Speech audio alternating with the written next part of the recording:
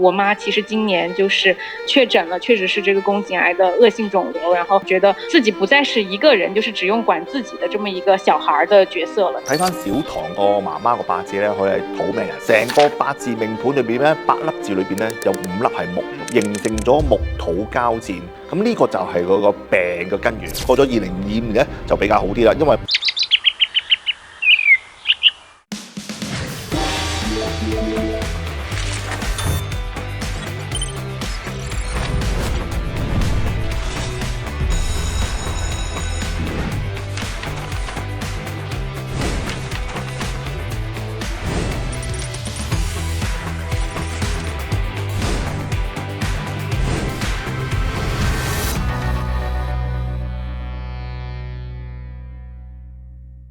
卦象拆解時代，數據占卜人心。歡迎你收睇財源廣進。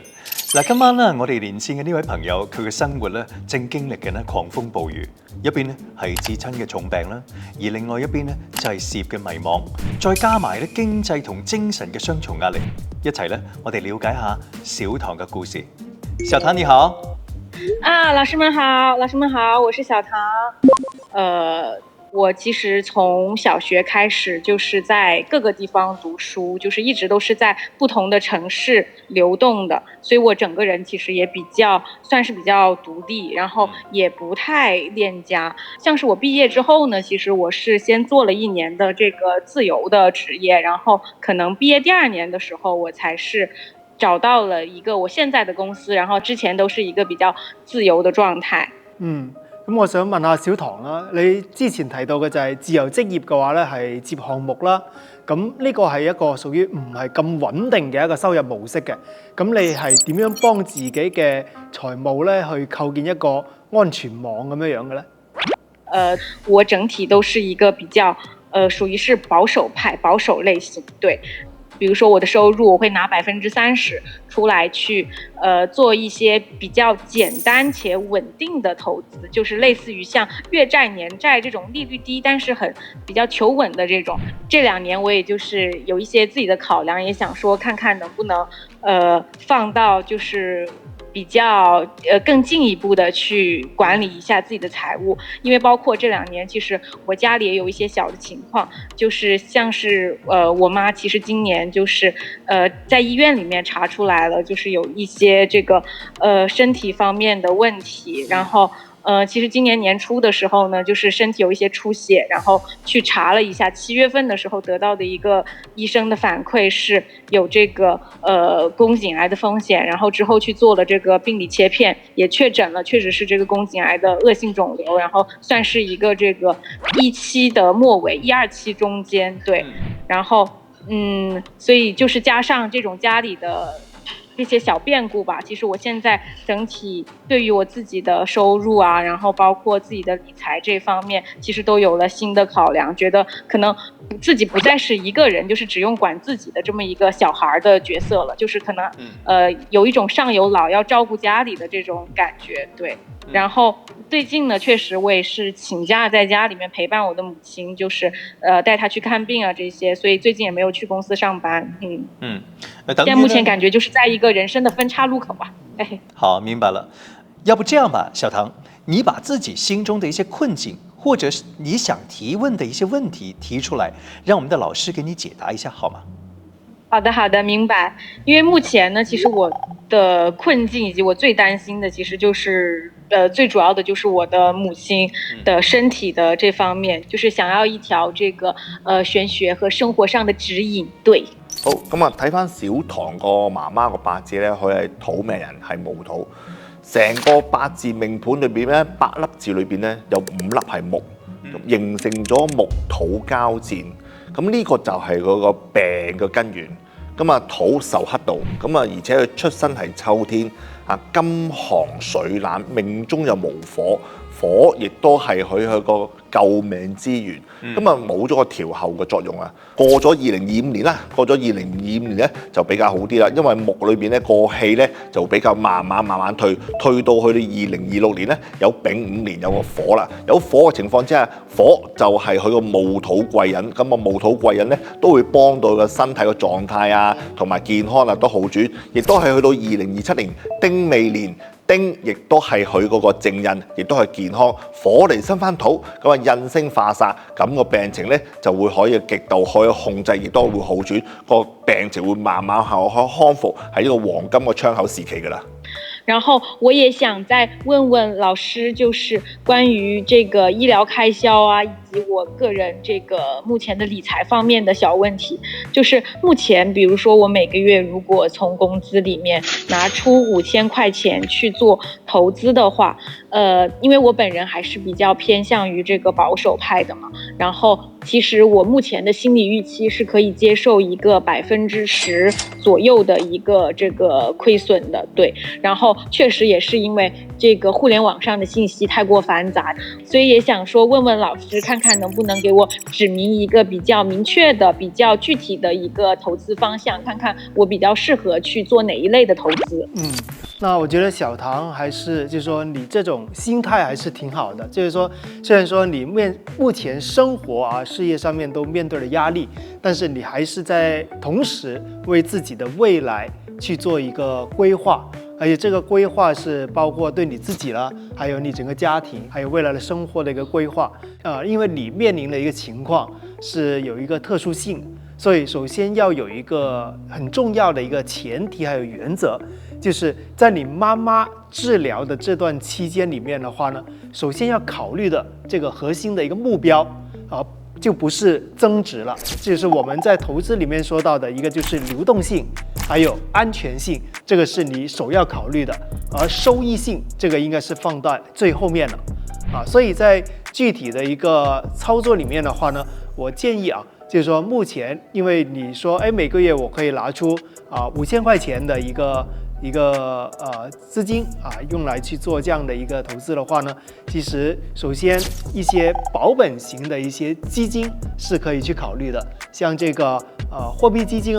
或者说国债逆回购这些都是保本的，而且它的流动性也是非常强，就是说你今天卖出，可能明天后天它就会到账了，这样也可以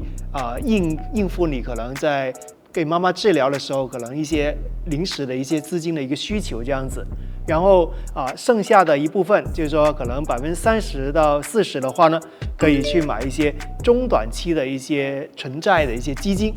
这样的话呢，可以去博取稍微高一点点的收益，但是这个风险也是挺低的。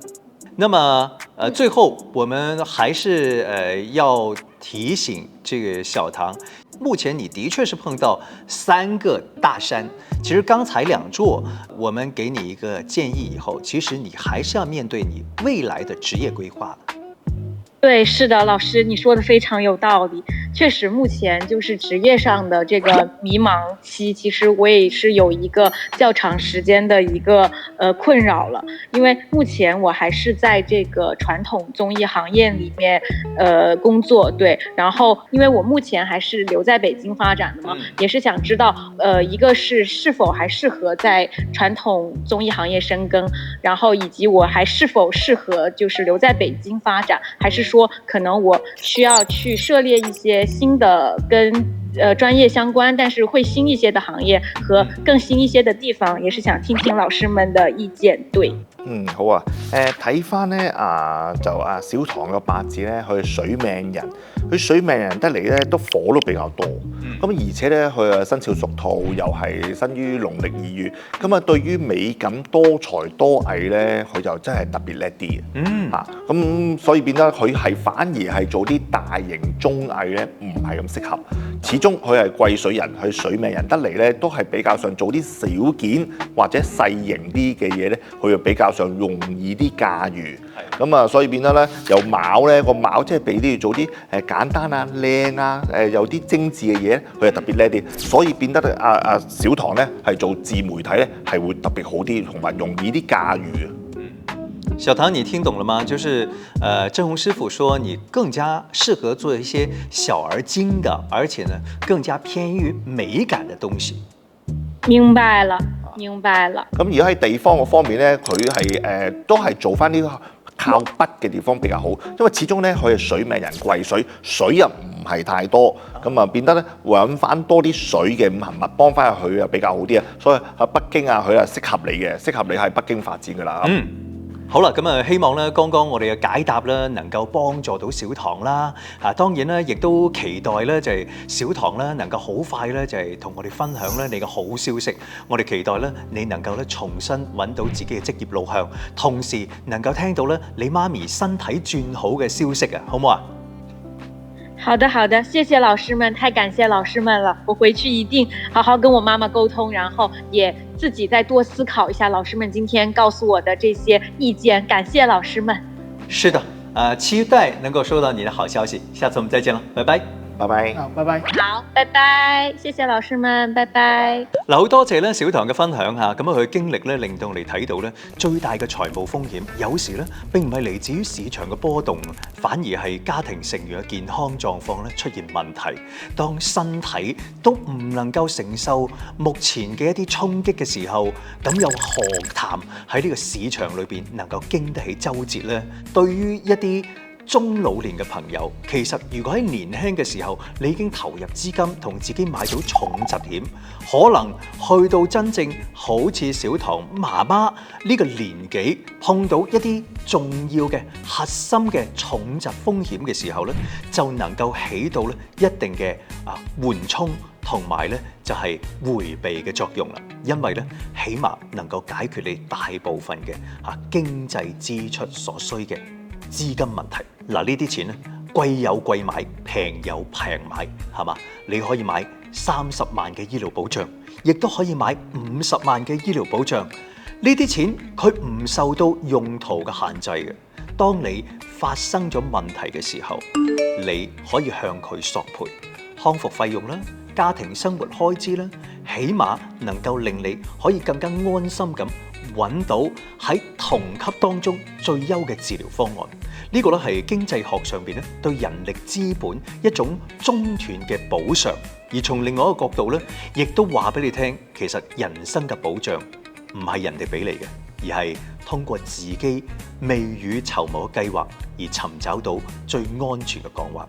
好啦，當然啦，我哋都要同阿振雄老師傾偈啦。我哋可唔可以了解下流年到底咧點樣運用呢個咧係中國人嘅智慧嚟嘅點樣運用流年去規劃自己嘅人生啊？有啲建議咧。係啊，張老師，有好多人咧都未必知道流年以為係個生果嚟嘅。係咁啊，其實流年咧就係我哋每一年嘅年份啦。我哋有流年啦，有大運啦，同埋命盤。咁所以咧，我哋睇咗個命盤之後咧，我哋睇下個八字個命盤裏邊咧會有啲咩嘢壞問題，同埋乜嘢好嘅事情發生。當然好嘢發生咧，我哋要積極準備啦，就唔係話躺平啊。咁即係我哋要準備做啲乜，話增值自己，令到自己去到好嘅時間咧，更加倍增2倍、3倍，好起上嚟更加之好。好啦，到流年唔好嘅時間，我哋係咪等個流年唔好嘅時候整定一定係會發生？唔係嘅，即係好似小唐嘅媽咪，一早如果假設2000年開始算命，睇見2024年嗰段時間咧就開始有病的話咧，咁會及早預防。咁當然啦，呢個咧只係一種提點啦。我哋並唔係話咧喺人生當中你總係咧能夠未見又或者咧係提前咧預知先知。但係當你窺探到命運當中可能會出現啲小風波嘅時候，你提前做少少嘅改變、少少嘅干預，或者人生嘅軌跡咧就會產生不同嘅變化啦。當然，我哋歡迎大家啦，可以繼續咧就係掃我哋屏幕下方嘅 QR code 同我哋咧一齊交流。如果你有你嘅個人故事，都可以同我哋一齊分享。希望下次連線嘅會係你啊！